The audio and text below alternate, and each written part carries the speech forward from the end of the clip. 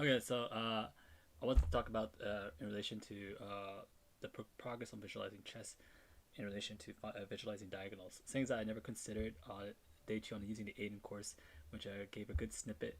I suggest you get their course. There's fun ways to interact. There's some really funny people that just like to be a bit cheeky, so you can read that and have a bit of your own fun there. But like, I'm having a very hard time near the ending exercise, and a lot of it comes down to like orientating complicated positions from the board and then finding good moves from there. So this is a much harder things that I thought I was doing.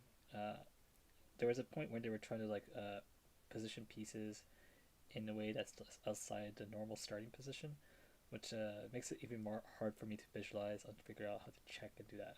So it's like it is definitely not as easy as I first thought in terms of just like positioning the opening line. Like if I have to imagine the board and positioning, moving the pieces from a starting position to an opening, moving on to your possibly mid game, that's fine. But then when you got this complicated pieces, it's kind of interesting. There's some very interesting snippets. So like Magnus Carlsen faced Sahel, and then like to like to find the right position. And I was trying to like imagine it, and unfortunately, I feel like at the stage that I'm at, after hearing all the positions, I have to be able to like place it on the board, and then I was able to find it. So it was just like a what is it?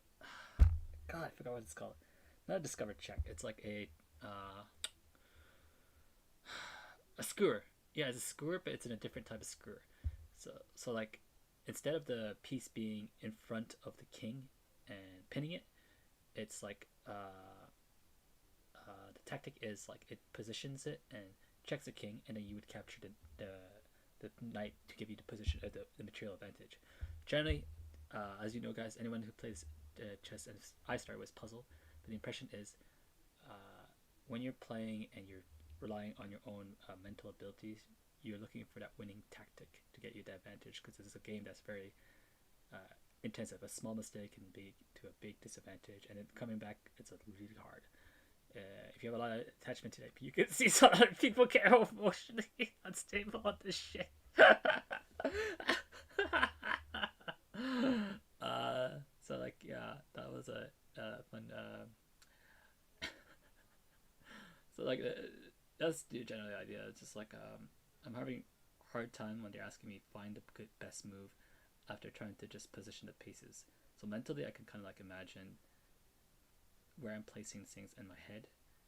Then I'm asked find the best move after that, and I'm like, I need to actually put this on the board. I'm having a hard time finding it on visualization in my head.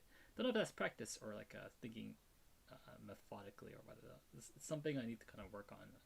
I've just gone through the exercise, but like I'm trying to pick my weaknesses when it comes down to actually doing expectation plays, because I don't think I can play this at a very complicated level. The other thing that's difficult with blindfold or mental chess is the implication of like uh, pieces that have a lot more flexibilities, because they have multiple options of how to attack.